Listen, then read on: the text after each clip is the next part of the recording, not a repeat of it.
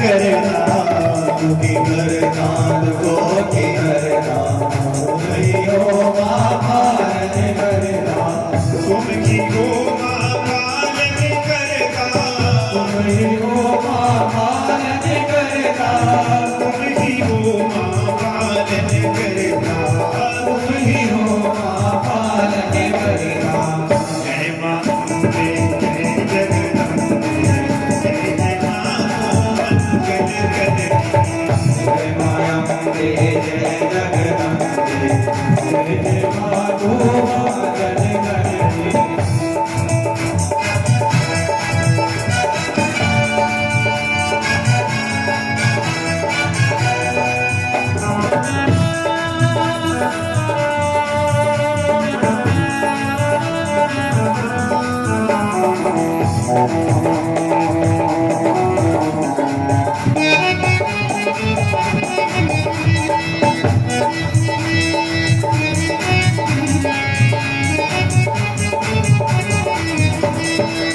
जगती करता पालन करता तुम्ही हो मां जग संहरता जगती करता पालन करता तुम्ही हो मां जग संहरता जगती करता पालन करता तुम्ही हो मां जग संहरता जगती करता पालन करता तुम्ही हो मां जग संहरता तुम्ही हो मां जग संहरता तुम्ही हो मां जग संहरता तुम्ही हो मां जग संहरता तुम्ही हो मां जग संहरता जय मां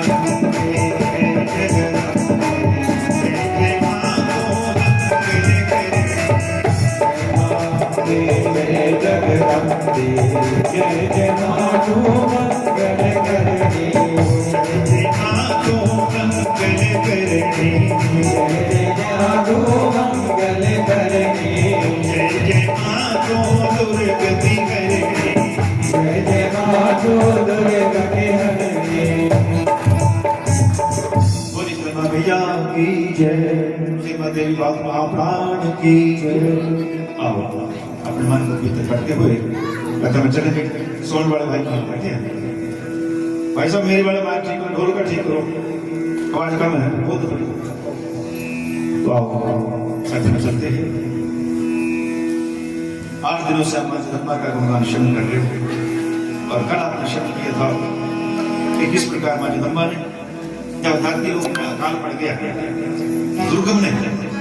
दुर्गम राक्षस ने चारों वेद अपने कब्जे में ले लिए जो ब्राह्मण लोग मंत्र जपते थे हवन करवाते थे उनकी बुद्धि भुला दी गई उनके मंत्र अपने अधीन कर लिए हवन होने बंद हो गए पूजा पाठ बंद हो गया और इससे फल क्या हुआ बारिश होनी बंद हो गई जब बारिश ना हुई संसार में अकाल पड़ गया नदियां सूख गई पेड़ पौधे सूख गए लोग भूखे मरने लगे जब देवताओं को हवन की आहुति नहीं मिली देवता लोग कमजोर हो गए और दुर्गम ने उस स्वर्ग लोक के ऊपर कब्जा कर लिया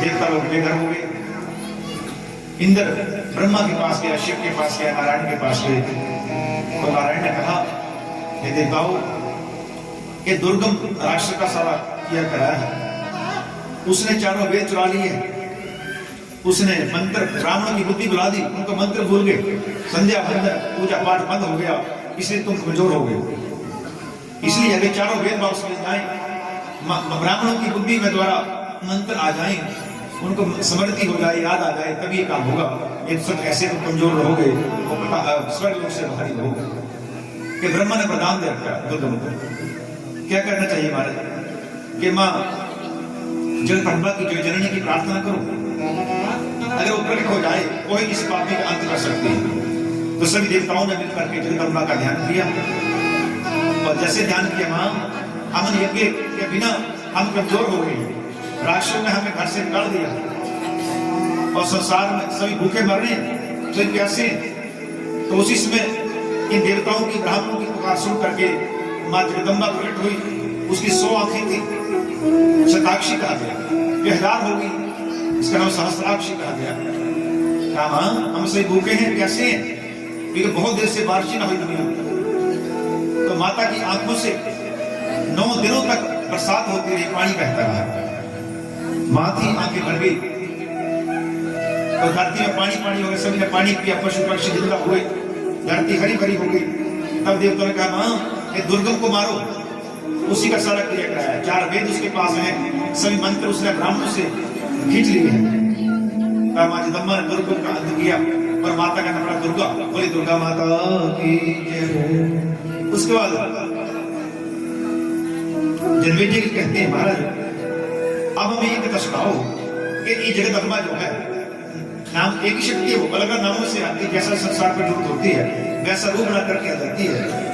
तो ये हिमालय राज की पुत्री क्यों बनी, इसका नाम क्या रखा गया? तो व्यास जी कहते हैं जनमेजय, जिसमें मां जगदम्बा ने एक बार सती का रूप बना करके शंकर बाल को पति बनाया और पिता ने इनका अपमान कर दिया, इनको गलाया था यज्ञ में।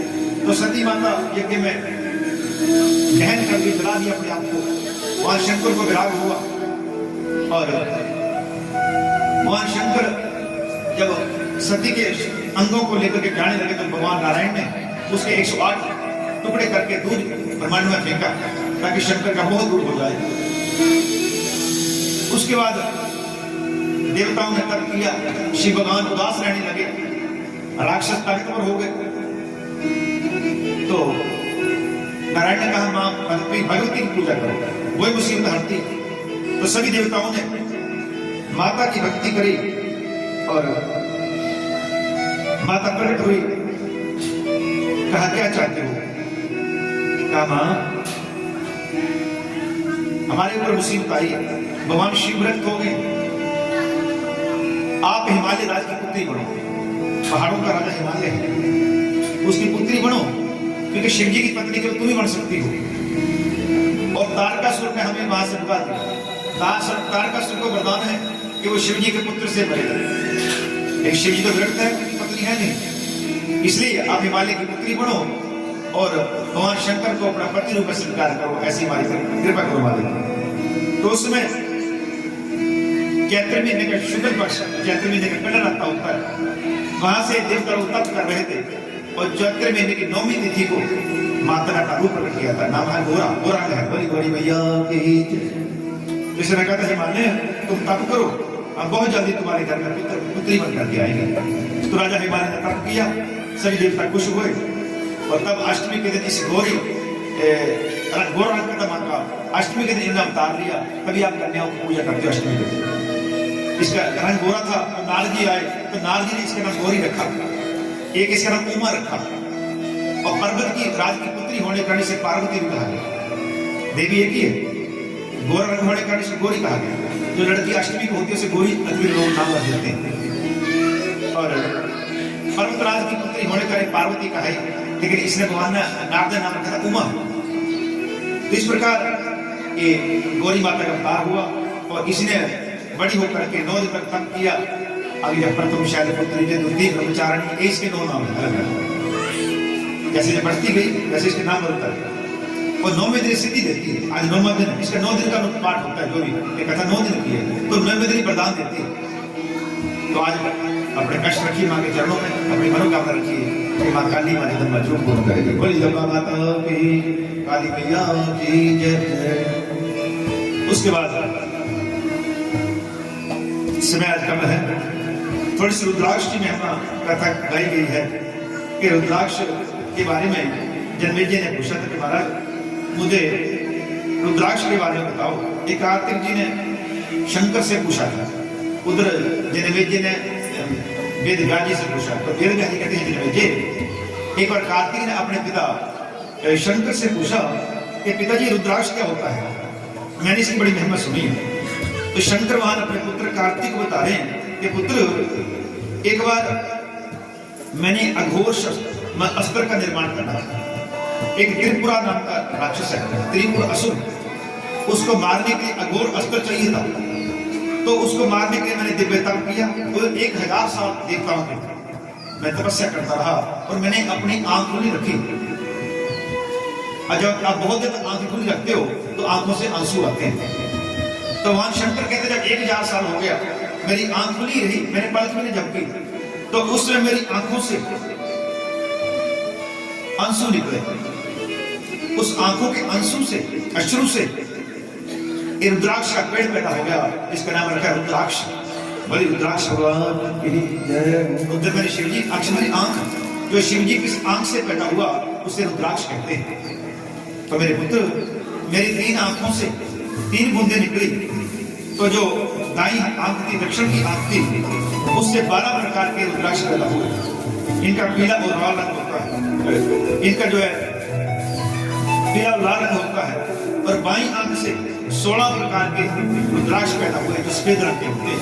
जो मेरा तीसरा नेत्र है, तीसरी आंख यहाँ होती है, यहाँ से ज्ञान होता है।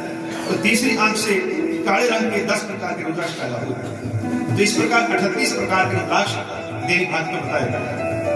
38 प्रकार, 14 अंक मानते हैं, लेकिन देवी भागवत कहती है और शंकर भगवान कह रहे हैं कार्तिक 38 प्रकार के रुद्राक्ष मेरी आंखों से वो बन गए, उनके पौधे बने। और ये रुद्राक्ष मेरा प्यारा है, ये मेरा रूप होता है, जो इसको डालता है वो शिव के समान, मेरे समान बन जाता है, उसके पाप मिटते हैं और उसको तत्व ज्ञान हो जाता है। तत्व ज्ञान होता है आत्मा का दर्शन, परमात्मा का दर्शन, उसके अपने अंदर परमात्मा का दर्शन हो जाता है। ये रुद्राक्ष डालने का महत्व है। बोले रुद्राक्ष भगवान की। इसको डालने के कुछ नियम होते हैं, अंडा मांस शराब नहीं खाते, ये मुख्य है, बाकी तो सब प्यार नहीं है, इतना तो कर लेना चाहिए। अब 14 रुद्राक्षों की महिमा बताई गई है। एक कार्तिक, जो एक प्रकार का पहला एक मुखी रुद्राक्ष होता है, ये मेरा रूप है। इसके पहनने से बड़े से बड़े पाप नष्ट हो जाते हैं, ब्रह्म हत्या पाप दूर हो जाता है। दूसरा रुद्राक्ष जो है गौमुखी रुद्राक्ष, ये देवी और देवी का स्वरूप होता है, पार्वती और शंकर का स्वरूप होता है। इसको पहनने से पाप हट जाते हैं। जो 3 मुखी रुद्राक्ष है, इसके 3 धारा होती है, जिसको त्रिमुखी रुद्राक्ष कहते हैं। इसको डालने से अगर आपसे किसी स्त्री की हत्या हो गई, किसी स्त्री को मार दिया है, तो वो पाप भी दूर हो जाता है। जो 4 मुखी रुद्राक्ष होता है, ये ब्रह्मा का रूप होता है। इसको पहनने से पढ़ाई आती है, ज्ञान प्राप्त होता है, आदि ब्रह्मा जैसा बन जाता है। और किसी आदमी को अगर आपने मार दिया है, वो पाप नष्ट हो जाता है। जो पंचमुखी रुद्राक्ष है, ये काल अग्नि के नाम का रुद्र है। और इसको पहनने से अगर आपने कहीं गलत जगह खा लिया, मांस खा लिया, शराब पी ली, बख्शे खाना जो नहीं खाना, इसका अर्थ होता है। और कहीं पे जाना नहीं जाना, बुरा कर्म कर दिया, ऐसे पापी 5 मुखी रुद्राक्ष पहनने से दूर हो जाते हैं। जो 6 मुखी रुद्राक्ष है, एक कार्तिक स्वरूप है। कार्तिक सेनापति है, शिव का पुत्र है। जो बच्चे भूल जाते हैं, आपको भूलने की बीमारी लग गई, ये अपनी आप बात नहीं कर पाते, सोच के पहुंच जाते हैं, क्लास में भूल जाते हैं, सभा के अंदर बैठ के बात नहीं कर सकते, कंपटीशन में हार जाते हो, तो वहां पर 6 मुखी रुद्राक्ष पहनने से अभिव्यक्ति अपनी ताकत प्रकट करने का अवसर प्राप्त होता है, शक्ति पैदा हो जाती है। जो 7वां मुखी रुद्राक्ष है, 7 मुखी, ये बड़ा भाग्यशाली है। एक कामदेव का स्वरूप है। कामदेव सबसे सुंदर है। कई लोगों को सजने की बड़ी शौक होता है, चाहे बूढ़े हो जाए, टाई शाई लगा के, सेंटर लगा के रखते हैं, ऑर्डर लगा के रखते हैं सजने वाले। तो जिसको सुंदर बनने का शौक हो, उसको 7 मुखी रुद्राक्ष पहनना चाहिए, उसकी शोभा अपने आप बढ़ जाती है, उसका तेज बढ़ जाता है। तो 8 मुखी रुद्राक्ष है, एक गणेश का रूप है। इस जो 8 मुखी रुद्राक्ष को पहनता है, उसको अन्न, धन, सोना, कपड़े आदि उसे घर में आ जाते हैं। और अगर उसने किसी गलत स्त्री के साथ संपर्क कर लिया हो, उसका पाप नष्ट हो जाता है। जो 9 मुखी रुद्राक्ष है, ये भैरव का रूप होता है। इसको बाईं भुजा में बाईं तरफ बांधना चाहिए। इससे जीव ताकतवर होता है, बलवान होता है, और इस संसार में सुख मिलते हैं और मरने के बाद मुक्ति मिलती है। अगर किसी ने भ्रूण हत्या कर दिया, भ्रूण हत्या क्या होता है? अबॉर्शन, बच्चा मरा देगा पेट में, उसका पाप दूर हो जाता है। जो 10 मुखी रुद्राक्ष है, ये साक्षात विष्णु है। इसे धारण करने से, इसको पहनने से ग्रह, भूत, पिशाच सभी पाप, भूत प्राचर नहीं आते, सब प्रकार की बातें दूर हो जाती है। जो 11 मुखी रुद्राक्ष है, तो 11 रुद्र हैं, ये उनका स्वरूप होता है।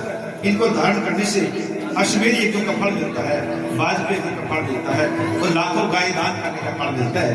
ये 11 मुखी रुद्राक्ष धारण करने का फल है। जो 12 मुखी रुद्राक्ष है, ये साक्षात 12 सूरज के समान होता है। तो इसको पहनने से आदमी का रोह बढ़ता है, वही मुकाबला जीतता है और संसार में तेजस्वी होकर के राजा की तरह जीवन जीता है। और 13 मुखी जो रुद्राक्ष है एक कार्तिक वाहन के समान होता है।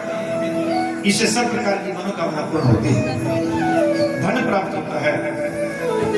अगर किसी ने माँ बाप को हत्या कर दी है, 13 मुखी रुद्राक्ष पहनने से पाप दूर हो जाता है। जो 14 मुखी रुद्राक्ष है इसको माथे के ऊपर धारण करना चाहिए और इससे मनुष्य, भगवान शंकर कहते हैं कार्तिक 14 मुखी रुद्राक्ष पहनने से जीव मेरे समान ज्ञानी हो जाता है, शिव के समान हो जाता है और वो अजर अमर हो जाता है। सभी उसका आदर करते हैं और अंत में उसको मुक्ति प्राप्त हो जाती है।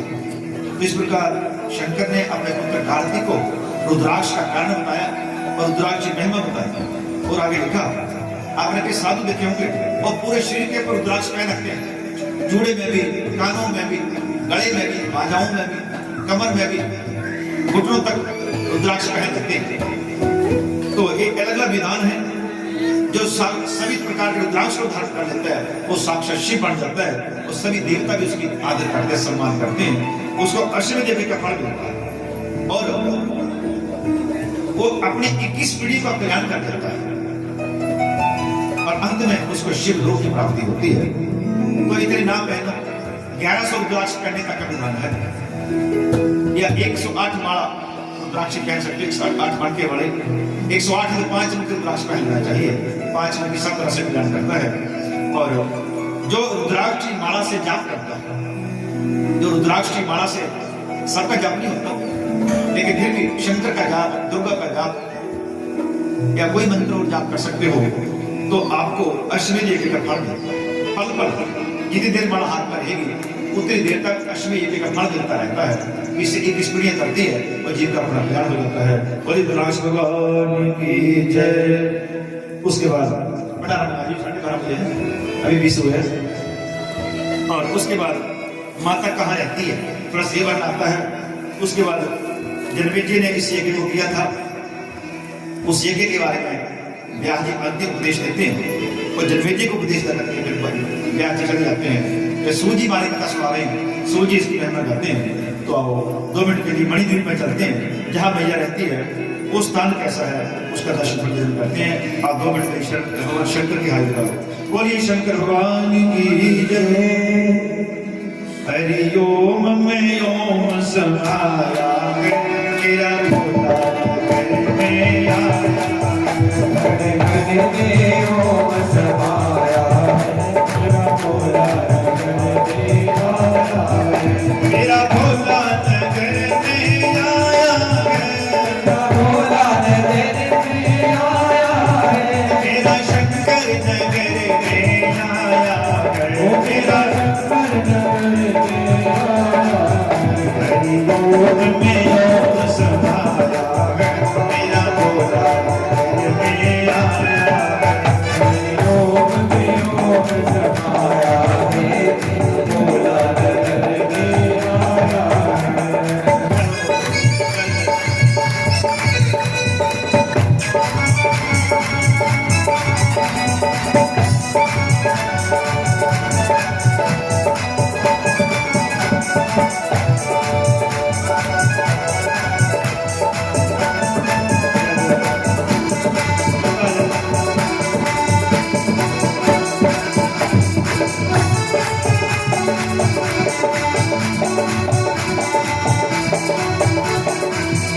मेरे भोले की जटा में गंगा है, मेरे भोले की जटा में गंगा है, मेरे भोले की जटा में गंगा है, मेरे भोले की जटा में गंगा है, गंगा में ओम समाया है मेरा भोला नगर में आया है,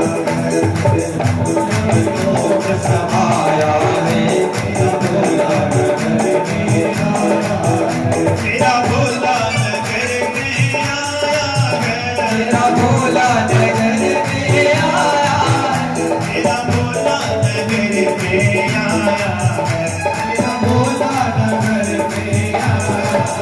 हरि ओम में ओम समाया है मेरा भोला नगर में आया है, ओम में ओम समाया है मेरा भोला नगर में आया है।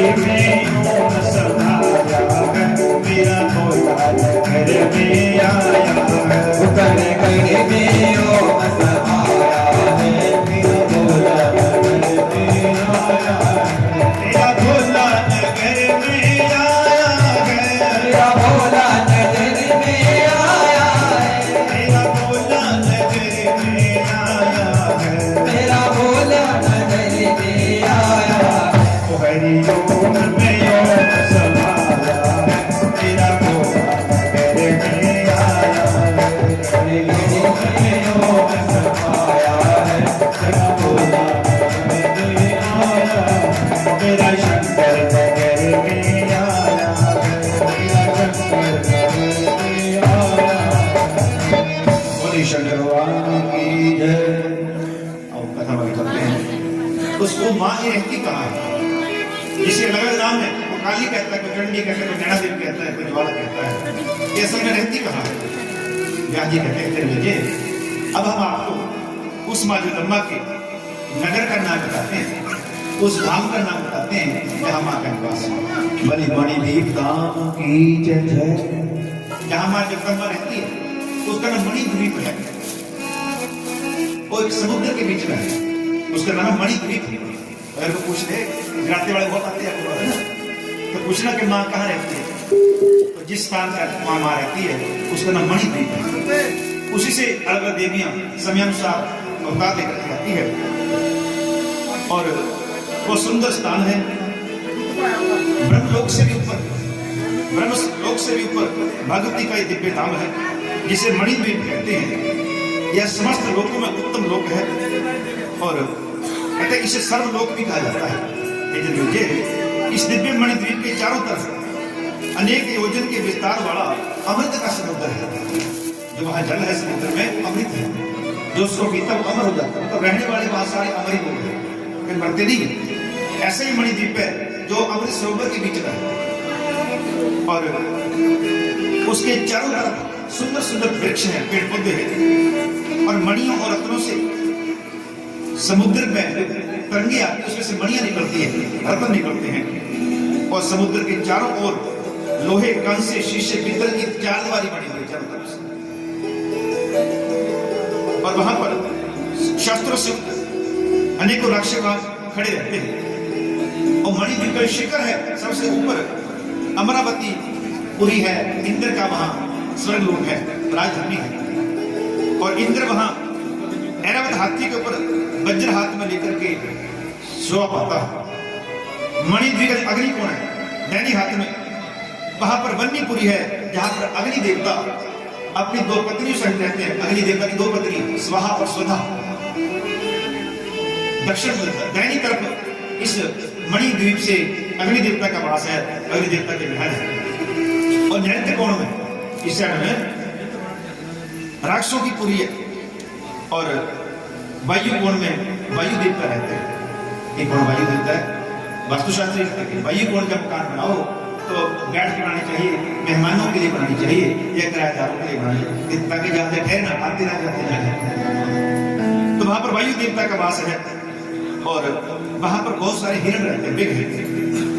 मणुद्वीप की शान कोण में, इधर शान कोण होता है, वहां पर रुद्र लोक है, वहां पर भगवान शंकर का वास है, वो रहते हैं।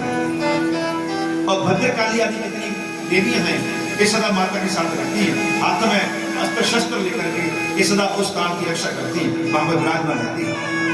और उन सब के बीच में माँ जगदम्बा का भवन है जिसे मणिद्वीप कहते हैं। बलि मणिद्वीप धाम की जय।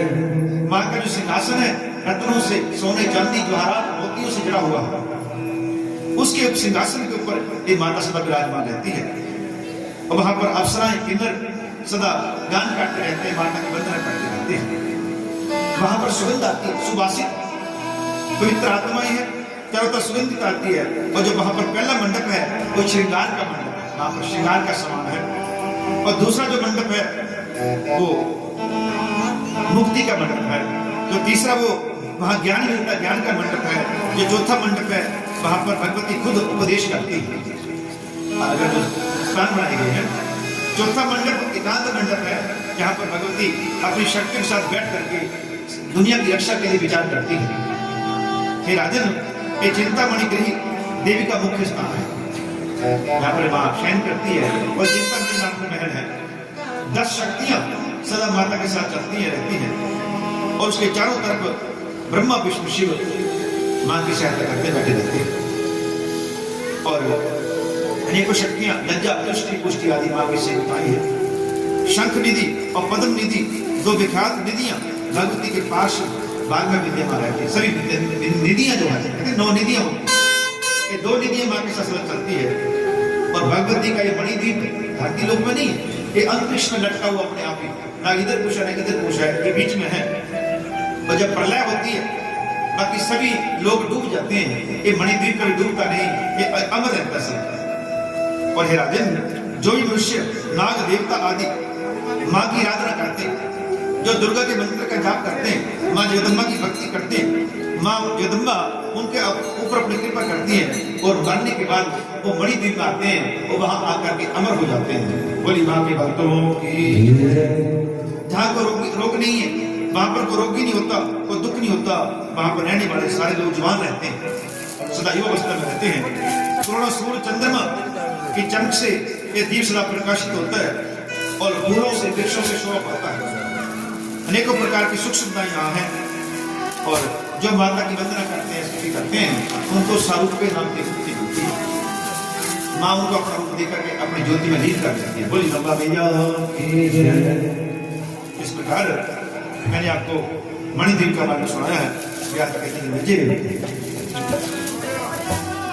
इस मणिद्वीप में पहुंच करके वही लोग बोलते हैं जो माँ का सदा ध्यान करते हैं, माँ की पूजा करते हैं। इसलिए श्रद्धा भावना से आपके इस गांव के अंदर माँ काली साक्षात बैठी है, तो और भी रोज नमस्कार किया, सुबह जल्दी उठ करके एक फूल, लाल रंग का फूल माँ को उठ रहा है। अगर मंत्र जाप करोगे तो बहुत प्रेरणा है। आरती में भाग ले लिए, एक सैर हो जाती है, रोटी खाते हुए काम तो करता नहीं, कोई सैर भी हो जाएगी और माँ को प्रणाम सुबह शाम किया करो कि माँ सबसे बड़ी शक्ति है और माँ जल्दी मनोकामना पूर्ण करती है। माँ कभी बच्चे का दुख नहीं दे सकती, इसलिए अगर माँ हो गई तो माँ सबसे ज्यादा प्यार करती है। तो बोली काली मैया की जय। उसके बाद बिहारी कहते हैं आज आपको 9वां दिन है कथा सुनकर सुंदर भक्ति का। आपने बड़े प्रेम से श्रद्धा से माँ की पूजा करी, जगदम्बा का कथा श्रवण कर रहे हो। अब मैं तुम्हें अंतिम ज्ञान देता हूँ। इस अंतिम ज्ञान को सुन करके तेरा कल्याण हो जाएगा और तेरी मनोकामना पूर्ण होगा। कोई दबा भैया। तो बिहारी कहते हैं आपने अपनी इच्छा अनुसार मुझसे माता के बारे में पूछा है और मैंने हर तरह से प्रयास किया है कि आपको माँ जगदम्बा की विविध लीलाएं सुना सकूं। फिर भी अब मैं आपको निचोड़ के रूप में, निष्कर्ष के रूप में, शिक्षा के रूप में 2 अध्याय सुनाता हूं। सबसे पहले है कि जब भी कथा सुनो बड़े प्रेम से सुनो, श्रद्धा से सुनो कि हम साक्षात भगवती के चरणों में बैठे। ये हम बात करनी चाहिए, ये हमारे मुझे विचार होना चाहिए कि ये जो ग्रंथ है ये साक्षात देवी का रूप है। आप सुनोगे क्या क्या करके, ये साक्षात देवी है। आप ये समझो कि हमारे सामने माँ वो 8 भुजाओं वाली शेर के ऊपर सवारी करते बैठी है और हमारी तरफ देख के हंस रही है, हमें आशीर्वाद दे रही है। ऐसा सोच करके यहाँ बैठना चाहिए, ऐसा सोच करके इसी कथा को सुनना चाहिए। राजन जो श्रद्धा से देवी कथा को सुनता है वो उसका ऊपर माँ की कृपा हो जाती है, वो धन्य हो जाता है, वो माँ का भक्त बन जाता है। जब वो कृष्ण का भक्त बनता है तो वो भगवान माता उससे प्यार करती है। तो जो भगवती कथा प्रेम से सुनता है माँ उसको प्यार करती है। जिसको माँ प्यार करे उस बच्चे के खुशी और बाल मिलता है, उसको टाइम पे रोटी मिलती है, कपड़ा मिलता है, उसको सुख मिलता है। इस कथा को सुनने से हमें सब सुख सुविधा मिलेंगे कहने के लिए है। और हे जन्मेजय, आपने अपने पिता की जब मौत सुनी परीक्षित की तो आपको बड़ा दुख हुआ कि मेरे पिता को नागों ने डस लिया और मार दिया। तो आप बेहाल थे, आप बड़े दुखी थे, आप शोकग्रस्त थे। इसलिए उनके कल्याण के लिए आपने देवी का यज्ञ करवाया ताकि मेरे पिता का पाप दूर हो जाए। उसने तो किया, उसने सरकार सुनी थी। लेकिन बच्चों का फर्ज बनता है अपने बुजुर्गों के लिए श्राद्ध करते हैं। वे शादी होते हैं, साल बाद श्राद्ध होता है और फिर चरखा होता है 4 साल बाद, फिर 4 साल का हर साल शुरू होता है। तो जरूर सोमवार को पानी दे दिया, जिसे मुंह किया जल दे दिया, तो 3 बार इसको स्वीकार करो या पीपल के ऊपर काले तेल जल और कच्चा दूध डाल दो, पितरों का बोला कृष्ण जी भीतर तो पितर प्रसन्न होते हैं। हर अमावस्या के दिन पितर हमारे दरवाजे पर आते हैं, सूरज शिवड़ी तक इंतजार करते हैं कि मेरा पुत्र रोता कोई मुझे पानी देता कि नहीं देता। अगर आपने रो करके भी कह दिया कि ले लो तो अंशु पी करके प्रसन्न हो जाता है। सूरज की अमा नाम की किरण धरती पर पड़ती है, तो अमा नाम किरण के ऊपर बैठ करके जो आते हैं उन्हें पितर कहते हैं, उसे अमावस्या कहते हैं। इसलिए हे जन्मेजय, आपने अपने पिता की मुक्ति के लिए एक कर्म करवाया है, जरूर आपके पिता को मुक्ति मिलेगी, आपको सुख शांति मिलेगी। जब ऐसी बातें जन्मेजय जी कर रहे थे, व्यास जी समझा रहे थे, तो उसमें देवर्षि नारद वहां नारद को देख करके से बड़े प्रसन्न हुए। यज्ञ में संत ब्राह्मण का आगमन शुभ होता है। नारद जी को देख करके से प्रसन्न हुए, जयकार हुई। नारद ने कहा, हे जन्मेजय, आपको बहुत बहुत बधाई। क्यों महाराज? क्योंकि मैं स्वर्गलोक में गया था तो मैंने वहां जो देखा वो आपको बताने आया। आपने अपने पिता की सदगति के लिए ये देवी भागवत सुनी, यज्ञ किया है, और देखो तेरे पिता स्वर्गलोक में है, सब सुनाई गंधर्व किन्नर उनकी सेवा कर रहे हैं, वो सुख से इस कर्म से सुखी हो गया है, इसलिए आपको बहुत बहुत बधाई हो। तो इस देवी भागवत कथा सुनने से, इस कथा को श्रवण करने से पाप मिलते हैं, मनोकामना पूर्ण होती है, पुत्र की प्राप्ति होती है, और मरने के बाद मुक्ति की प्राप्ति हो जाती है। बोलिए श्रीमद् देवी भागवत महापुराण। और ये कहा कि तेरे पिता जो है स्वर्गलोक में गए, उसके बाद विमान आया और विमान में बैठ करके वो मणिद्वीप में चले गए, जहाँ सदा माता रानी विराजती है, और उनके ज्योति में लीन हो गए, वो सदा सदा के लिए मुक्त हो गए। बोलिए देवी भागवत महापुराण की। जब जन्मेजय को पता लगा कि मेरे पिता मुक्त हो गए, तो उस समय जन्मेजय बड़ा प्रसन्न हुआ और कहा, हे मेरी राजी, अब मुझे क्या करना चाहिए महाराज? तो वेद ने कहा, हे जन्मेजय, अब तुम रोज मां जगदम्बा के मंत्र का जाप, कोई मंत्र ले लो और उस मंत्र का जाप करना, और जब तुम्हारा शीश छूटेगा तो तुम संसार से मुक्त होकर के अनायास उस ज्योति में लीन हो जाओगे। तो ऐसा कह करके वेद व्यास जी चले गए, और उसके बाद उस टाइम अंतिम उपदेश सूजी महाराज जो है एक कथा सुना रहे हैं ऋषियों को, और अंतिम उपदेश अब देने के लिए जा रहे हैं। ऋषियों को क्या समझा रहे हैं? ऋषि मुनियों,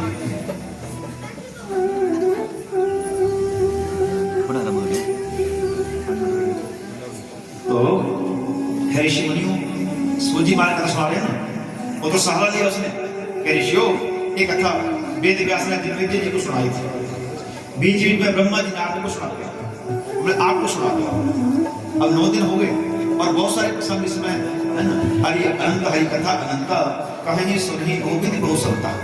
परमात्मा बेअंत है, उसी कथाएं कभी खत्म नहीं होती, वो अनबेअंत है, इसलिए जितना समय हो उस समय अनुसार कथा सुनाई जाती है। बाकी इसका मूल पाठ किया जाता है, मंत्र का जाप हुआ, सबके कल्याण के लिए हुआ, सबकी मनोकामना पूर्ण हो, सबके दुख दूर हो, इस भाव से यज्ञ किया गया है। जो सबके भले के लिए यज्ञ होता है उससे बहुत ज्यादा भला होता है। जो केवल अपने लिए करता है उसका थोड़ा फल मिलता है, जो सबके लिए अच्छा मानता है उसका बहुत ज्यादा कल्याण हो जाता है। बोली भगवान के भक्तों की जय जय। तो सूजी कहते हैं ऋषियों, वेद व्यास जी ज्ञान देकर के कथा पूर्ण करके चले गए। उसके बाद सर्वम इदमेव अहम न अन्य दस्ति कदाचन, ये शब्द देवी भागवत का बीज है। एक माता मां जगदम्बा ने जब भगवान विष्णु बच्चा बने थे और वट वृक्ष के पत्ते में बच्चे बन के सो रहे थे, तो उसमें भगवान विष्णु को सुनाई दिया था। हे ऋषियों, उसी श्लोक का, उसी बीज मंत्र का ये विस्तार है, जिसके अंदर वेद व्यास ने 18,000 श्लोक लिख दिए। इसी को श्रीमद् देवी भागवत पुराण कहा हुआ। बोले श्रीमद् देवी भागवत महापुराण की जय। इसके अंदर वेदों का रहस्य छिपा है, इसके अंदर वेदों की गुप्त जानकारी छिपी हुई है। इस प्राण सूत्र का उपदेश सृष्टिकरण में जगदम्बा ने विष्णु भगवान को दिया, और विष्णु भगवान ने ब्रह्मा जी को दिया, और ब्रह्मा ने इसका बहुत बड़ा विस्तार किया और वेद व्यास को पढ़ाया, और वेद व्यास ने इसके अंदर 18,000 श्लोक लिखे और 12 स्कंद बनाए, और 12 स्कंदों के अंदर इसके अंदर 318 अध्याय है, और ये 318 अध्याय वेद व्यास जी ने अपने पुत्र सुखदेव जी को पढ़ाया था। तब से इस शास्त्र का नाम श्रीमद् देवी भागवत पुराण पड़ा। यह पुराण अब भी देवलोक में, स्वर्गलोक के अंदर विराजमान है, उसके सभी लोग इसका दर्शन करते हैं। बोले श्री देवी भागवत पुराण की जो बड़ा है ना, वो स्वर्गलोक में रखा गया है।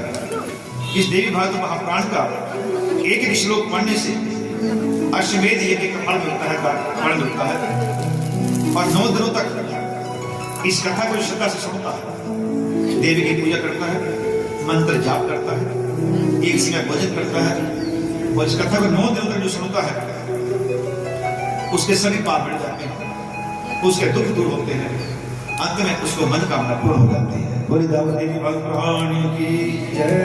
मनोकामना पूर्ण करने वाला है और मरने के बाद उसको मुक्ति मिल जाती है। और एक नियम, जब 9वां दिन हो, आज 9वां दिन, तो उस दिन अपनी श्रद्धा अनुसार दक्षिणा देनी चाहिए।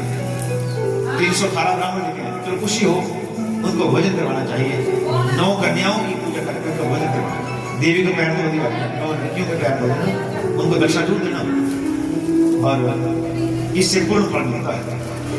और हो सके तो सोने का सिंहासन बनाकर रेशमी वस्त्र के अंदर लाल रंग का वस्त्र हो, इस शास्त्र को लपेट करके किसी ब्राह्मण को, किसी देवी के भक्त को दान कर देना। अगर नवरात्र की नवमी हो या कथा का 9वां दिन हो या फिर भादो महीने की पूर्णिमा, भादो महीने की पूर्णिमा को भी एक ग्रंथ दान किया जा सकता है। जो इसको दान करता है उसको असंख्य गुना जितनों का फल मिलता है, उसको मुक्ति मिल जाती है। और इस दिन गाय दान भी करना चाहिए। आपने पूर्वजी को गाय दान किया हो, ब्राह्मणों को दक्षिणा देना चाहिए, पूरी दक्षिणा देनी चाहिए। उद्यापन की जो आपने मंजा बिस्तर दिया, चारपाई दी, ऐसा उद्यापा ही उद्यापन कर देना। उद्यापन हो गया और कुमारी का पूजन, कन्याओं का पूजा करना चाहिए। कन्या को पैर धो के उनको भोजन करवाना, तिलक लगाना, दक्षिणा देनी चाहिए। और ये सभी वस्तुएं जो मैंने बताई, ब्राह्मण, कन्याएं, है ना, एक समान, ये सब माता के प्रिय पदार्थ हैं। और माता को जो भोग लगाना चाहिए वो हलवे पूड़ी का भोग लगाना चाहिए। हलवा माँ को सबसे प्यारा है, वो प्रसाद बनता है, या पूड़ी हो, माल पूड़ी हो, ये भोग लगाना चाहिए और माँ की स्तुति करनी चाहिए, माँ की वंदना करनी चाहिए। ऋषियों तो इस प्रकार श्रद्धा से, प्रेम से माता का प्यारा शास्त्र है। देवी का ही साक्षात स्वरूप है, ये देवी ही है।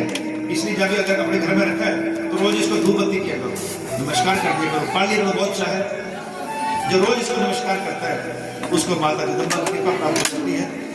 और जिसके ऊपर माता की कृपा हो जाए उसका संसार में आना सफल हो जाता है। अपने कुल की देवी के ऊपर साल में एक बार जाए, कुछ दान साल के बाद इकट्ठा करा लिया तो इससे माँ प्रसन्न होती है और भक्त का कल्याण हो जाता है। तो बस यही इसके नियम है। तो आपने अपने प्रेम से, श्रद्धा से, सभी चित्रवासियों ने, सभी रिश्तेदारों ने, सारे भाईचारे ने और भी दूर संगठन आई, सबने श्रद्धा से, प्रेम से कथा का आनंद लिया, कथा को श्रवण किया। माँ जगदम्बा, माँ काली आप सबके ऊपर कृपा करें, क्योंकि इनकी कृपा से सारे दुख दूर हो जाते हैं, सारे कष्ट होते हैं। बोले जगदम्बा मैया की जय। आओ एक भेंट माता की बोल लेते हैं, भेंट से माता प्रसन्न हो जाती है। सबने प्यार से कहना, ओ असी जप दे माला तेरे नाम दी, असी जप दे माला तेरे नाम दी, असी जप दे माला तेरे नाम दी, असी जप दे माला तेरे नाम दी। ओ तेरे नाम दी मैया तेरे नाम दी, तेरे नाम दी मैया तेरे नाम दी, तेरे नाम दी मैया तेरे नाम दी, तेरे नाम दी मैया तेरे नाम दी। असी जप दे माला तेरे नाम दी, जप दे माला तेरे नाम दी। शरणो माता बीच बाण गंगा बसदी, शरणो माता बीच बाण गंगा बसदी, बाण गंगा बसदी, बाण गंगा बसदी, बाण गंगा बसदी, बाण गंगा बसदी। लगदी है डुबकी तेरे नाम दी, ओथे लगदी है डुबकी तेरे नाम दी, तेरे नाम दी मैया तेरे नाम दी, तेरे नाम दी मैया तेरे नाम दी। असी जप दिया माला तेरे नाम दी, असी जप दिया माला तेरे नाम दी, असी जप दिया माला तेरे नाम दी, असी जप दिया माला तेरे नाम दी।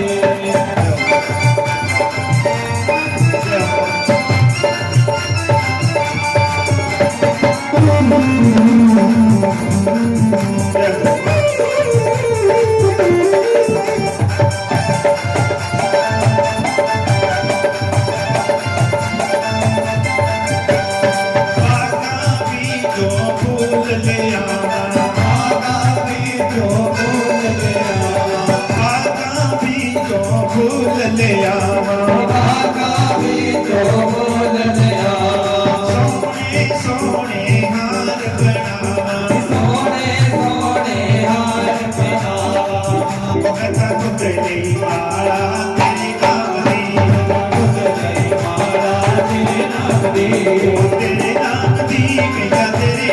दी, तेरे नाम दी ओ भैया तेरे नाम दी, तेरे नाम दी भैया तेरे नाम दी, तेरे नाम दी ओ भैया तेरे नाम दी, असी जपदे हमारा तेरे नाम दी, जपदे हमारा तेरे नाम दी, जपदे हमारा तेरे नाम दी, जपदे हमारा तेरे नाम दी।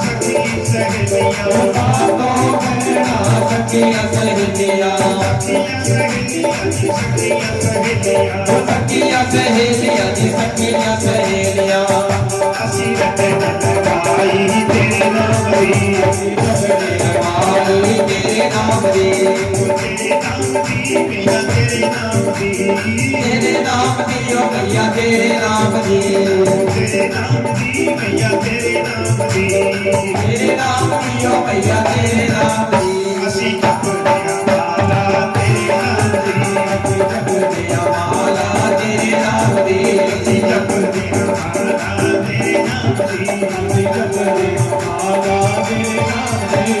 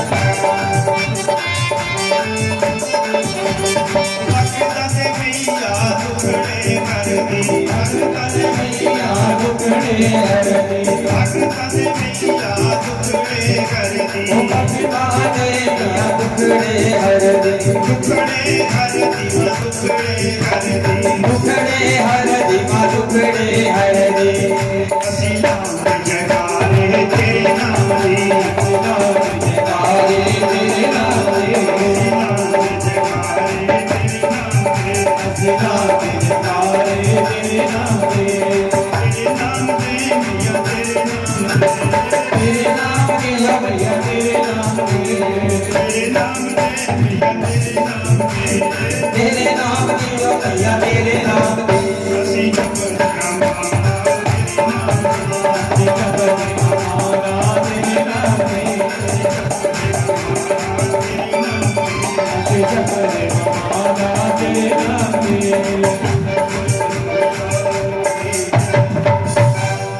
इस प्रकार सबने बड़े इतने दिनों तक बड़ी श्रद्धा से बड़े प्रेम से माता का गुणगान किया, सबने कथा को श्रवण किया है।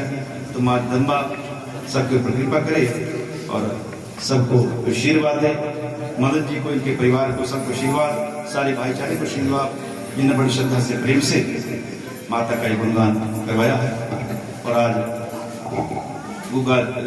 श्री गुरु गोरखनाथ जी का भी अवतार का दिन है। आज के दिन इस स्थान के ऊपर गोरख टीला इसका नाम है। यहाँ पर आज के दिन माघ महीने की पूर्णिमा इसको प्रतिष्ठा हुई थी, प्राण प्रतिष्ठा हुई थी। तो श्रद्धा से प्रेम से सभी ने मिल करके भगवान का, गुरु गोरखनाथ जी का आशीर्वाद लेना है। सभी माता टेके प्रणाम करें। ये गोरखनाथ जी भगवान शंकर का अवतार है और भोलेनाथ सदा अपने भक्तों पर कृपा करते हैं। और जो भक्त गुरु गोरखनाथ जी शरण में आता है उसको वहां शिव की कृपा प्राप्त होता है। नवनाथ 83 सिद्ध, ये सिद्ध जो पंथ है मच्छिंद्र नाथ जी से शुरू हुआ है और ये लोगों के कल्याण के लिए आएगा।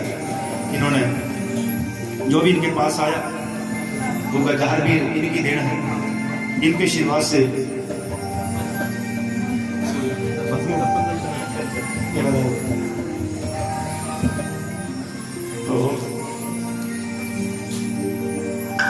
गोरखनाथ जी महाराज के आशीर्वाद से ही गजहर जी हमें मिले और जारवीर आप घर घर में पूजे जाते हैं, भक्तों की मनोकामना पूर्ण करते हैं। तो ऐसे ही ये तो उनसे महान शक्ति है। तो श्रद्धा प्रेम से जो गुरु गोरखनाथ जी महाराज की शक्ति बढ़ता है उसकी मनोकामना पूर्ण होती है। और जिस दिन इसका जन्मदिन होता है ये सबसे अच्छा दिन होता है, खुशी का दिन होता है। साड़ी मनाते हो, हैप्पी बर्थडे मनाते हो अपने घरों में, पैसे खर्चते हो, अगर बच्चे होटलों में जाते हैं तो पूजा किया करो, भगवान से आशीर्वाद लिया करो, एक पेड़ रोज लगाया करो। एक राष्ट्रीय स्वयंसेवक संघ का भी अभियान चला हुआ है जिसके अंदर ये पर्यावरण सुरक्षा। तो पर्यावरण सुरक्षा कैसे होती है? पर्यावरण क्या होता है? हमारे चारों तरफ का आवरण जिसके नीचे हम रहते हैं, या छत के नीचे रहते हैं। अगर छत अच्छी होगी, अगर पानी नहीं टपकेगा तो सुरक्षित रहेंगे, अगर धूप नहीं अंदर नहीं आएगी तो बचे रहेंगे, अगर छाती खराब है तो जीना मुश्किल हो जाएगा। तो हमारी छतरी आकाश है, अंतरिक्ष है, इसके अंदर सूरज भी है, चंद्रमा भी है, तारे भी है, हवा भी यही से आती है, बारिश भी यही से आती है। तो समय के ऊपर कैसे बारिश हो? सूरज सही ढंग से हमें रोशनी देता रहे, चंद्रमा रोशनी देता रहे, अच्छी हवा चलती रहे। तो इसके लिए क्या करना पड़ता है? सबसे ज्यादा जरूरी है पेड़ लगाना। जिस दिन जन्म हो, मैरिज एनिवर्सरी हो, ब्याह का दिन हो, उस दिन एक पेड़ जरूर लगाया, एक वृक्ष जरूर लगाया करो। इससे वातावरण शुद्ध होता है। और धरती हमारी माँ है, धरती को रह करके हम जीवन जीते हैं, लेकिन धरती को हम क्या देते हैं? गंदगी देते हैं। लैट्रिन बाथरूम थूकना, नहाना, ये सब हम धरती को ही देते हैं। जबकि धरती हमें कपड़ा देती है, अन्न देती है, जो भी हमें मिलता है धरती से मिलता है। अगर गहने देखो तो सोना चांदी धरती से निकलता है, इसलिए इसको माँ कहते हैं, पालती है। तो धरती के लिए हम क्या कर सकते हैं? एक पेड़ लगा सकते हैं। पेड़ जरूर लगाइए, इससे वातावरण शुद्ध होता है, बारिश होती है। और अग्नि पुराण में लिखा है जो आदमी एक पेड़ लगाता है वो अपने पितरों का कल्याण कर लेता है, इसलिए पेड़ लगाने चाहिए। पानी थोड़ा यूज किया करो, चिकन में बहुत बीमारी है। जहां मैंने देखा जब लड़का मोटर चलती है ना तो सबकी टंके भर जाती है, पानी ओवरफ्लो जा रहा है। तो ज्यादा पानी जो खाता है उसको वरुण देव तक शराब मिलता है। कल आपने सुना था ना कि हरिश्चंद्र को शराब मिल गया कि जाओ तेरे पेट में पानी भर जाए, वरुण देवता ने कहा। जब पेट में पानी भर जाता है शादी में तो आदमी मर तक जाता है। तो रहीमन पानी राखिए बिन पानी सब सोन, पानी गे ना उभरे मोती मानस चून। रहीम जी ने बहुत पहले दिया था कि पानी को बचा करके रखना चाहिए। पानी के बिना ना तो चूना सफेदी होती है, सूखी सफेदी कभी नहीं होती, जब पानी में रेतली होगी ना। और मोती का बनता है, मोती स्वाति नक्षत्र में जब बारिश पड़ती है और समुद्र के अंदर एक सीप होती है, सिप्पी, अगर उसमें बूंद पड़ जाए तो मोती बनता है। स्वाति नक्षत्र में अगर नक्षत्र में अगर केले के पत्ते को बूंद पड़ जाए तो उसका कपूर बनता है। ऐसे गधे के ऊपर पड़ जाए तो गधे का सिंह बनता है, गधे का सिंह देखे गई हुआ। एक नक्षत्र ऐसा है अगर बूंद उस नक्षत्र पड़ जाए तो गधे का सिंह पैदा हो जाता है। तो पानी का बड़ा बनता है। पानी के बिना ना तो सफेदी की ज्यादा गति होती है, ना मोती बनता है, ना आदमी गति होती है। अगर पानी खत्म हो गया तो होगा, पानी पहले बहुत कम है। ठीक है, तो जल की टूटियां ठीक रखो। जिस घर की टूटियां टपकती रहती है वहां पर पैसा कभी टिक नहीं सकता, वहां पानी पर पैसा चला जाता है। तो टूटी जब भी खराब हो, आपके प्लम्बर शिंदा बड़ा अच्छा प्लम्बर है, इनको बुला लिया करो, कोई दे दे करो। यानी कि हमारे गाँव का 50 रुपये दे दे करो। चंडीगढ़ में जाओ तो आने के 200 लेते हो, चाहे इलेक्ट्रिक हो चाहे टूटी ठीक करने वाला 200 ले लेगा, चाहे अपना ठीक होगा चाहे नहीं कराए। शहर में इतना बुरा हाल है, चाय बुला लिया करो, कम से कम नहीं है। तो टूटियां बड़ी ठीक रखो, ज्यादा पानी नहीं होना चाहिए, बाल्टी गिरने जाओ तो चला गया पानी कहाँ से दोबारा। ऐसी पैसा भी ध्यान से खर्चना चाहिए। थोड़ा पैसा, थोड़ा खर्चने वाला, थोड़ा खाने वाला, थोड़ा बोले वाला सब सुखी रहता है। जब पैसा चला गया ना तो फिर वापस नहीं आता, बड़ी मुश्किल से पैसा मिलता है। तो एक तो पानी का सही प्रयोग करो, एक पेड़ पौधे लगाओ। इसके अलावा परिवार में प्यार से रहना चाहिए। जिंदगी बड़ी छोटी है, अगर माँ बाप को भाई गलती करते कोई बात नहीं, अपना तो कम से जो माफ करता बड़ा। तो इसलिए शाम को रोज इकट्ठे हुए करो, 7 दिन में, महीने में, 15 दिन में एक बार अपने वो अच्छी बात कर लो कि गांव में क्या गलत हो रहा है, क्या ठीक हो रहा है। अगर बच्चे नशे की तरफ जा रहे हैं तो नशे से रोकिए। नशा सबसे बड़ी बीमारी है। नशे का संस्कृत में इसको मद्य कहते हैं, और मद्य का अर्थ होता है बुद्धि लुंठते यह द्रव्य मध्यकारी तत्व, जो बुद्धि को खा जाता है, जो बुद्धि को अकल को नष्ट कर देता है, उसे नशा कहते हैं। जिसकी अकल नष्ट हो गई वो पागल है। पागल कौन होता है? इसकी बुद्धि खराब हो जाती है। है ना? तो जिसकी बुद्धि नष्ट होती, बुद्धि नश्यते, तो बुद्धि नाश से आदमी का विनाश होता है। तो नशा रोकिए, नशा बुरी बीमारी है, मीठा जहर है।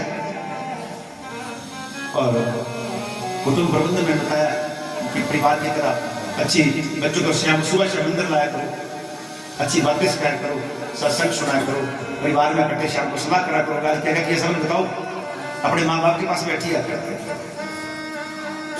तुलसीदास जी कहते हैं जहाँ ऐसा होता है, जहाँ सुमति तहाँ संपत्ति नाना, जहाँ पर ऐसा प्यार होता है, जहाँ पर परिवार इकट्ठा रहता है, वहाँ पर प्रगति होती है।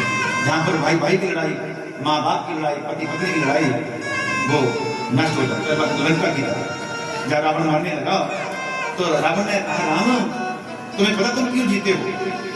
भगवान नहीं बोले, तो साधारण मनुष्य बन के खड़े थे, भगवान को सब कुछ पता है। राम ने कहा नहीं। तो रावण ने कहा, आपको पता है कि मैं तेरे से ज्यादा शक्तिशाली था, तेरे पास धोती थी, मैं तेरे पास जूते भी नहीं थे, ये धनुष था, तेरे पास कुछ नहीं था, ना पैसा था, ना तेरी सेना थी, तेरे बंदरों का सहारा लिया, तेरे भाइयों का सहारा। तो इसलिए जीता कि तेरा भाई तेरे साथ था, मेरा भाई तेरे से उठ करके तेरे संग। जिसका भाई भाई के साथ नहीं होता वो हारता ही हमेशा। और मेरे पास अहंकार था, तेरे पास नम्रता था। अगर पैसे वाले हो, ताकत वाले हो तो नर्म रहिए, वही शोभा लगता है। अगर आगे पे जीरो, जब पैसा जवानी आती है तो आदमी कहता है संसार खा जाऊंगा, होता कुछ नहीं है। ये जवानी का उम्र का तकाजा होता है। तो अच्छे बढ़ के रहिए, धर्म बढ़ के रहिए, नीमा होकर चलता है, आगे महान बनता है। मन मारिए, गलती होगी कोई बात नहीं। और एक सूचना आई है कि आज रात को गुरु गोरखनाथ जी के स्थापना दिवस के उपलक्ष्य में जागरण है, 2 पार्टियां आ रही है, तो रात को आपने हाजिरी लगानी है। आज पूर्णमासी का रात्रि है और पूर्णमासी को अच्छा कर्म करना चाहिए। भगवान विष्णु सत्यनारायण का दिन है, गोरखनाथ की कृपा लेनी चाहिए, यह आने से पुण्य मिलेगा। जितने कदम चल करके आओगे भगवान का नाम सुनने, उतने यज्ञों का फल मिलता है। तो इस प्रकार नशे से दूर रहें, पर्यावरण को शुद्ध रखें और इकट्ठे रहो। समय कई बुरा हो सकता है, हमें अपने पास हर तरह से अलर्ट रहना चाहिए। कई साजिशें होती है समाज को बांटने की, जाति बांटने के ऊपर, तो कोई बड़ा नहीं, कोई छोटा ऐसा नहीं रहे। हम सभी हिंदू हैं, सनातनी। यानी कि मैं अगर ब्राह्मणों की लड़ाई होगी तो गुर्जर साइड में होगी, मर्दों में अगर गुर्जर में होगी तो बाकी पीछे हट नहीं, हम सब एक है, रोगिए। अगर अपना अपना हित सामने करेंगे तो फिर मरेंगे। इकट्ठा करना है, एक तम बाल होता है, एक तम बाल होता है, तो मिल करके रहिए और अच्छे रहिए, परमात्मा का नाम लेते रहिए। अपना अपना काम खूब करो, मेहनत करनी चाहिए, मेहनत वालों की कभी हार नहीं। तो इसलिए मेहनत से मत डरिए। बाकी सुख दुख सब भी आते हैं, सारे बीमार भी होते हैं, सारे घर में खुशी भी आती है। ये नहीं कि मैं दुखी हो रहा, दुखी भी होना, सुख भी होना, इतमान की चलते। तो यही ज्ञान है। और एक भजन गुरु गोरखनाथ जी के चरण में रख लेते हैं। अभी गोरखनाथ जी महाराज का ये स्थान है, कालीमा का स्थान है, तो इन्हीं की कृपा से आज हम इकट्ठे हुए हैं। बोली गोरखनाथ जी महाराज की जय। सबने कहना प्यार से, ओ चिमटे वाले नाथ तेरी जय होवे, चिमटे वाले नाथ तेरी जय होवे, जय होवे, जय होवे, जय होवे, तेरी जय होवे, जय होवे, जय होवे, जय होवे, तेरी जय होवे। बाबा गोरखनाथ तेरी जय होवे, बाबा गोरखनाथ तेरी जय होवे।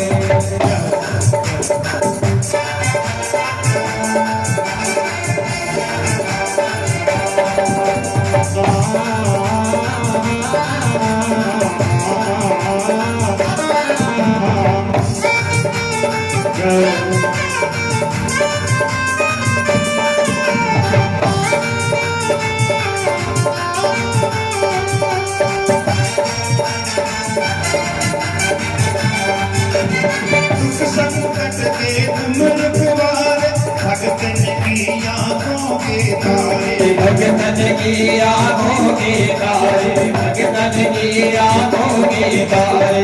दूर करो अंधकार तेरी जय होवे, दूर करो अंधकार तेरी जय होवे, जय होवे, जय होवे जय होवे तेरी जय होवे जय होवे जय होवे जय होवे तेरी जय होवे चिमटे वाले नाथ तेरी जय होवे चिमटे वाले नाथ तेरी जय होवे बाबा गोरखनाथ तेरी जय होवे बाबा गोरखनाथ तेरी जय होवे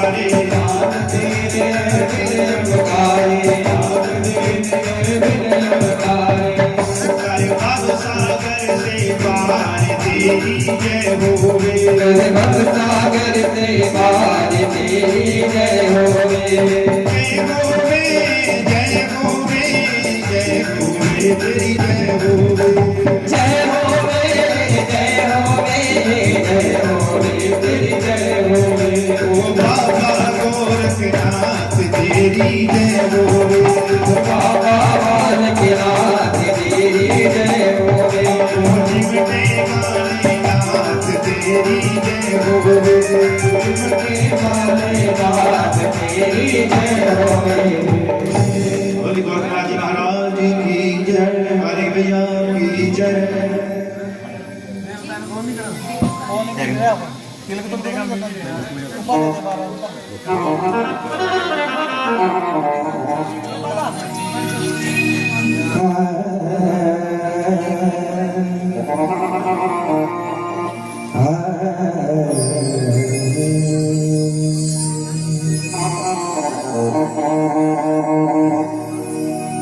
मिलन आज तक था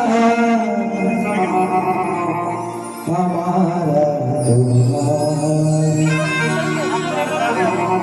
रही जिंदगी तो रही जिंदगी तो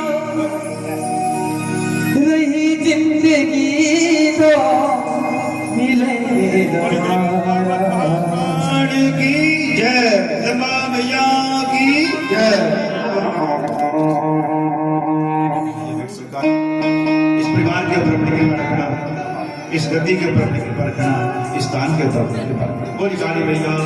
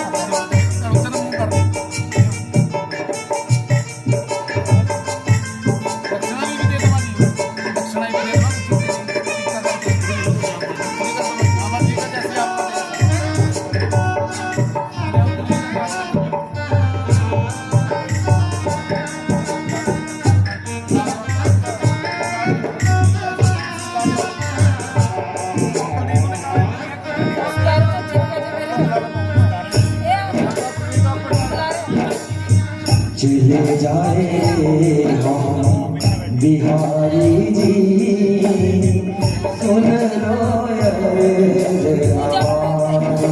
हमारी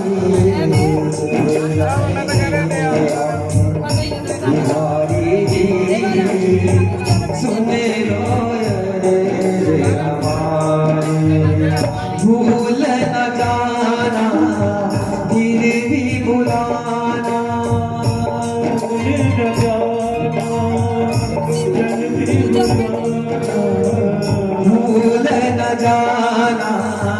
फिर भी बुलाना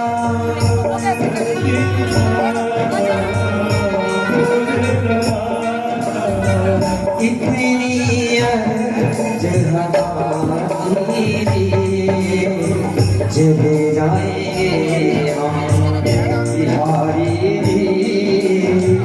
सुन लो अर्ज हमारी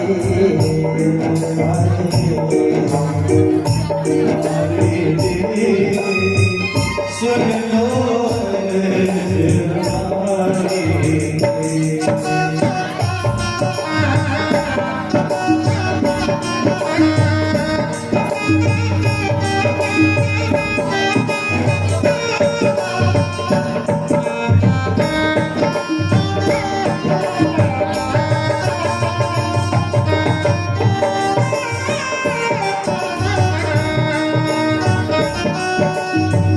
कैसे कहूँ क्या बीत रही है वो मेरे माँ के बिहारी कैसे कहूँ क्या बीत रही है ओ मेरे माँ के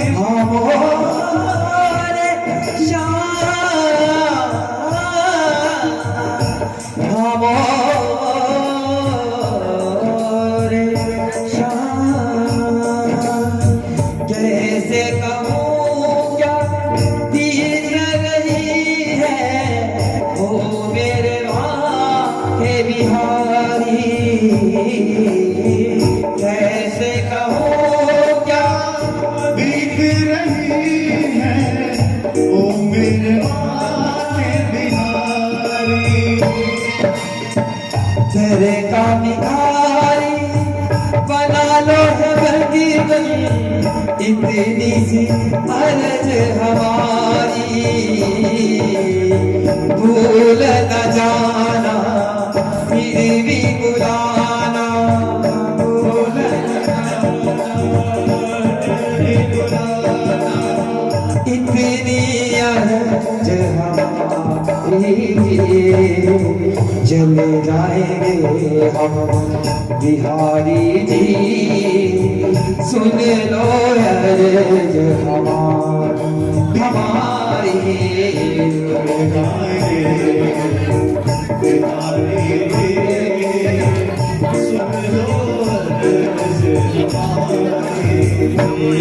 आज तक की था हमारा तुम्हारा आज तक की था हमारा तुम्हारा मिलन आज तक की था हमारा तुम्हारा मिलन आज तक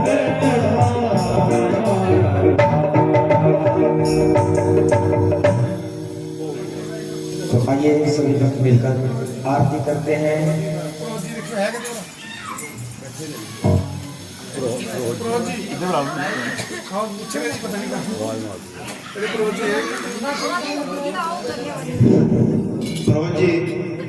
रोज जी अगर ये बात सुन रहे हो तो कृपा करके मंदिर में आकर कष्ट करें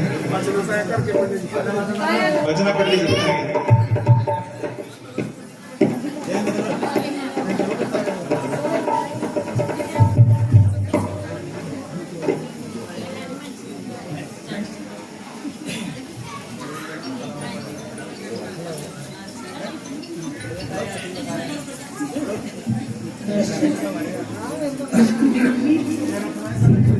देखो ये विचित्र योग है ये पंडित बैजनाथ जी है ना ये इस परिवार की सेवा करते हैं उनकी सेवा करते हैं रोज बता रहे थे मतलब इसका भगवान की बात है बोली वो हाल के भक्तों की तिरोड़ा को परिवार है थोड़ा यही भगवान की महिमा होती है बस यही भगवान का रूप दिखता है तो आओ कोई माता को बोल गए भैया इस परिवार के लिए कमाई में से जो भी आपके लिए भोग प्रसाद बनाया गया है इस भोग को ऐसे भोग लगाओ जैसे ध्यान का भोग आपने लगाया बस रोज जी मंदिर में आ जाए गद्दी के पास आ जाए और जैसे ब्रह्मा के चावल का भोग लगाया जैसे बिरनी के वीरों ने भोग लगाया इससे प्यार से माता को भोग लगाएंगे लड़के रखे नौकर ने मिला भोग उनके जरूर बैठ कर और टिकल लगा के उनको दर्शन देने वाला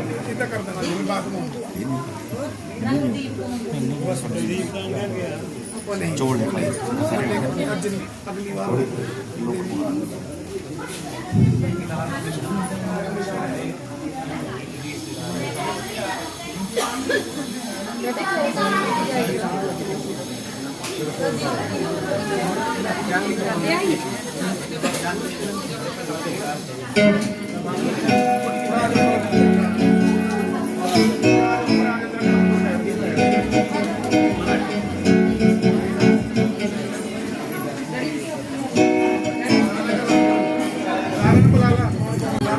देखो ओम गुरुपुरोहिताय नमः रूपाय नमः ब्रह्मरूपाय नमः। तो बोले प्रभु जी महाराज की आशीर्वाद हो जी। ये परिवार बढ़ता बढ़ता रहे, ऐसे इस परिवार में धर्म कर्म होते रहे, जय जयकार हो भगवान का सदा बाकी इधर आते जाओ, इधर मंदिर की आरती कर पाए गोगल घड़ा पल्ली सभी खड़े होकर के माता को बढ़ा आ गया लोग पंडित जी आज श्री राम माता को घड़ा यहाँ से बोले काली मैया की बाकी सारी जगह पे बना और प्रार्थना क्या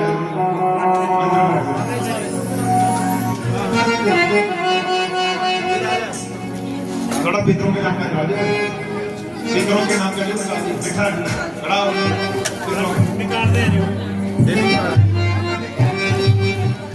ओम नाभ्यासी ऋषिगम शीष्णो द्रोहो समवर्तन कन्याओ निर्दिशा स्वक्रांत अकल्पयन आकर गोगण आवो जी आवो प्यारी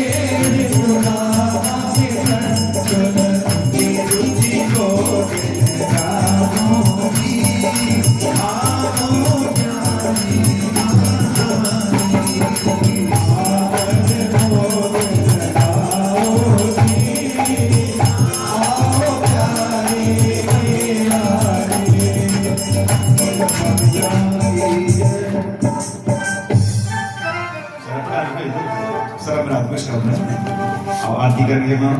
इन 9 दिनों तक माँ के महीने में नवरात्रों में पूर्णिमा के जो भी आपका प्रोग्राम सुना, जो भी प्रोग्राम किया, जो भी आपका प्रोग्राम इसको स्वीकार करना और हम सब के ऊपर कृपा रखना, वही सब लगा सभी आरती करेंगे।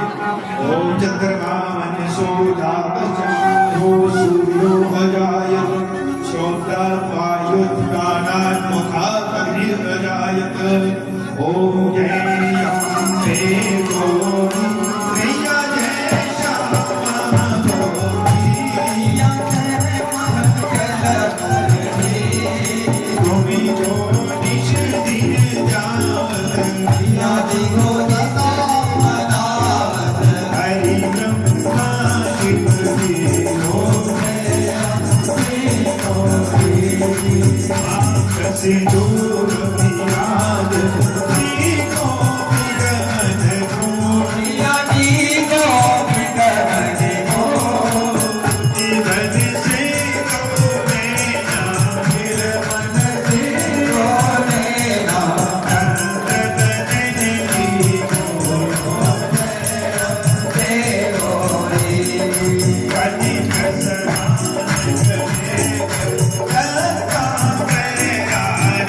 मैया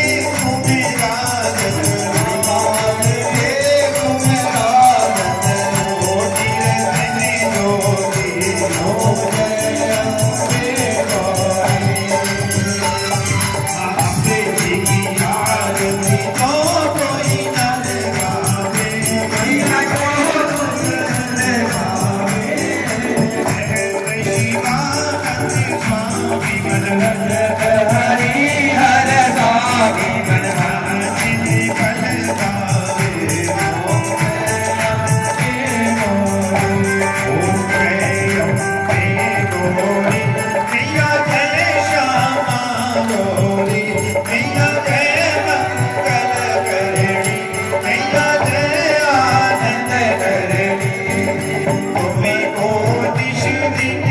मैया जी को सताई बनावत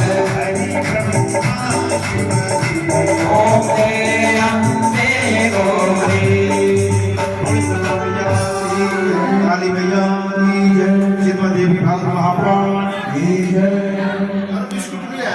की जय, महाराज की जय।